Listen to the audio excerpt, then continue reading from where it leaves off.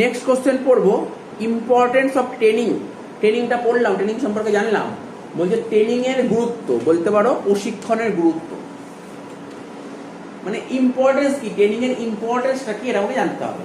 আচ্ছা, ট্রেনিং এর যে গুরুত্বটা হয়, প্রশিক্ষণের গুরুত্ব আমরা দুদিক থেকে দেখতে পারি। দুদিক থেকে, কদিক থেকে? দুদিক থেকে। একটা তোর কোম্পানির দিক থেকে, কোন দিক থেকে বললাম? একটা কোম্পানির দিক থেকে ট্রেনিং, আর একটা এমপ্লয়ির দিক থেকে ট্রেনিং। ধর টাটা কোম্পানি, টাটা কোম্পানিতে সমস্ত এমপ্লয়িরা কাজে ঢোকে প্রথমে, তাহলে টাটা কোম্পানি ট্রেনিং দিচ্ছে, টাটা কোম্পানি এমপ্লয়িদের ট্রেনিং দিচ্ছে, টাটা কোম্পানির দিক থেকে তুমি গুরুত্ব বলো, আর এমপ্লয়িরা তো ট্রেনিং পাচ্ছে, এমপ্লয়ির দিক থেকে গুরুত্ব, দুদিক থেকে। তাহলে প্রথমে হচ্ছে আমরা কোম্পানির দিক থেকে আলোচনা করি, ঠিক আছে? তো বলছে ব্যয় সাশ্রয়, ব্যয় সাশ্রয় একটা পয়েন্ট বলেছে ইকোনমি। প্রশিক্ষিত কর্মীরা, প্রশিক্ষিত কর্মীরা মানে যারা, যে সমস্ত কর্মীরা ট্রেনিং নিয়েছে, প্রশিক্ষিত কর্মীরা দক্ষতার সঙ্গে কাঁচামাল, অর্থ, যন্ত্রপাতি, সাজ সরঞ্জাম ব্যবহার করে। এর ফলে এই সমস্ত উপকরণের অপচয় হ্রাস পায় এবং তাই প্রতিষ্ঠান ব্যয় সাশ্রয়ের সুবিধা পায়। লাইনের মানে তোকে বুঝতে হবে, কিছুই বলেনি, এমন কোনো কঠিন লাইন বলেনি এখানে।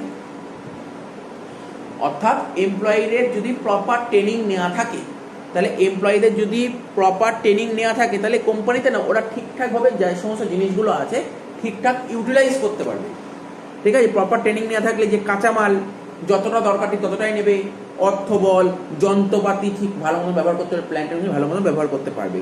এর ফলে কি হবে, এই যে আমি মানে কোম্পানি থেকে যে সমস্ত কোনো প্রোডাক্ট তৈরি করার জন্য যা যা মাল দিয়েছিল, ওইগুলো খুব বেশি নষ্ট হবে না, ভালো মতন ইউজ করা যাবে, ঠিক আছে? তাহলে কি হবে, আমার খরচটা, কোম্পানির খরচটা অনেক কমে যাবে।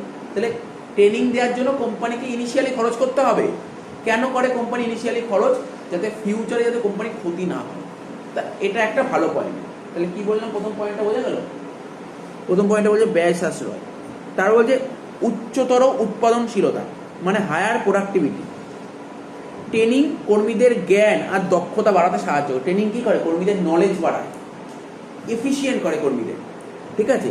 যা উৎপাদনের গুণমান ও পরিমাণ উভয়ই বৃদ্ধি করে। তারপর হচ্ছে লেস সুপারভিশন, মানে স্বল্প তত্ত্বাবধান। প্রশিক্ষিত কর্মীরা তাদের কাজে সুদক্ষ হয়। যে সমস্ত এমপ্লয়িরা ট্রেন নেওয়া থাকে, ঠিক আছে, ট্রেনিং নেওয়া থাকে, তারা কাজে কিন্তু অনেক দক্ষ হয়। তাই তাদের কাজের ধারাবাহিক ও পুঙ্খানুপুঙ্খ তত্ত্বাবধানের প্রয়োজন হয় না। দেখ, যে সমস্ত এমপ্লয়িদের ট্রেনিং নেওয়া থাকে ওরা তো জানে কিভাবে কাজটা করতে হবে, অর্থাৎ তার আন্ডারে কোনো লোক থাকতে হয় না, সামনে দাঁড়িয়ে থাকবে না যে এ কেমন কাজ করছে দেখি, দরকার হয় না, কারণ ওকে তো ট্রেনিং দিয়েই দিয়েছে।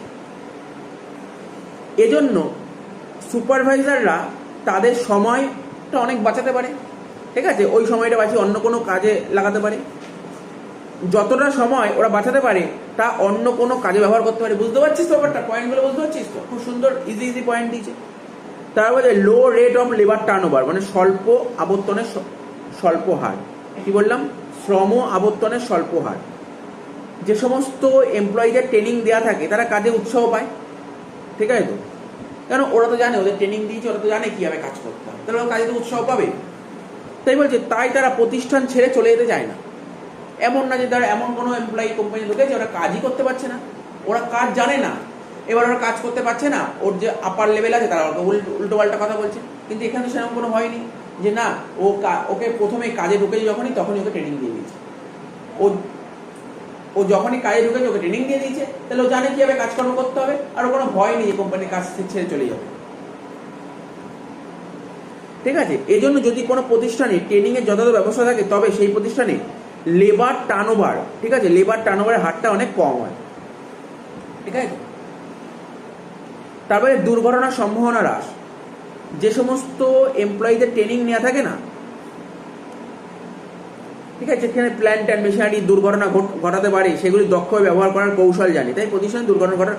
দেখ, এমপ্লয়িদের যদি ট্রেনিং নেওয়া থাকে তাহলে ওরা তো জানবে অ্যাকচুয়ালি মেশিন বা প্ল্যানটা কীভাবে ইউজ করতে হবে।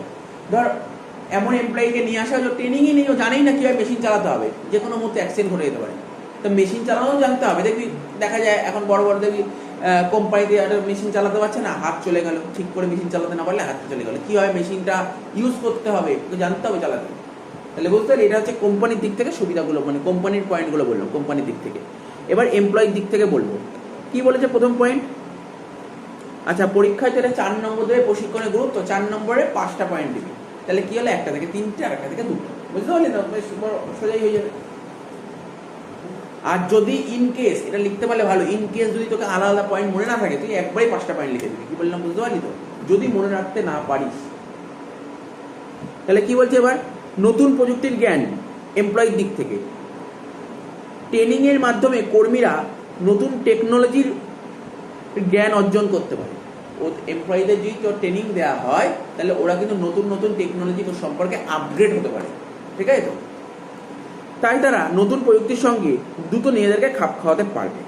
তারপর যে মোটিভেশন অ্যান্ড মোরাল, অনুপ্রেরণা ও মনোবল, ট্রেনিং কর্মীদের জ্ঞান ও দক্ষতা বৃদ্ধি করে, তাই তারা পদোন্নতি ও অধিক উপার্জনের সুযোগ পায়। দেখ, যদি ওদের ট্রেনিং দেওয়া হয় তাহলে ওরা ভালো কাজ করবে, অনুপ্রাণিত হবে, মোটিভেট হবে। এর ফলে কি হবে, আস্তে আস্তে তো প্রমোশনেরও ব্যবস্থা হবে। ওরা যত ভালো কাজ করে কোম্পানি, জানিস তো, কোম্পানিতে কেউ যদি ভালো কাজ করে তার প্রমোশন হয়, তার প্রমোশন হবে। তো অধিক উপার্জন তাদের অনুপ্রাণিত করে, এর ফলে তাদের মনোবল বৃদ্ধি পায়। কর্মসন্তোষী, জব স্যাটিসফ্যাকশন, ট্রেনিং কর্মীদের পারদর্শিতা বাড়াতে সাহায্য করে, এর ফলে তারা সুষ্ঠুভাবে তাদের কর্তব্য সম্পাদন করতে পারে, তাই তারা কর্মসন্তুষ্টি লাভ করে।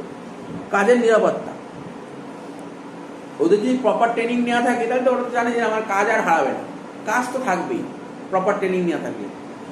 অর্থাৎ প্রশিক্ষিত কর্মীরা কাজ হারানোর ভয় পায় না, কারণ তারা সহজেই কাজ জোগাড় করতে পারবে, ঠিক আছে। এই জন্য তারা সর্বদা কাজের নিরাপত্তা, সাপোজ ওই কোম্পানি উঠেও যায়, ও অন্য একটা কোম্পানি ইন্টারভিউ দেবে, কাজ পেয়ে যাবে, সমস্যা হবে না, কারণ কাজ জানে তো। দ্রুত পদোন্নতি মানে কুইক প্রমোশন, প্রশিক্ষণ ট্রেনিং এর মাধ্যমে কর্মীরা নিজেদেরকে উন্নত করতে পারে, তাই তারা দ্রুত পদোন্নতির সুযোগ পায়। তাহলে বোঝা গেল কোশ্চেনটা, খুব সুন্দর পয়েন্ট।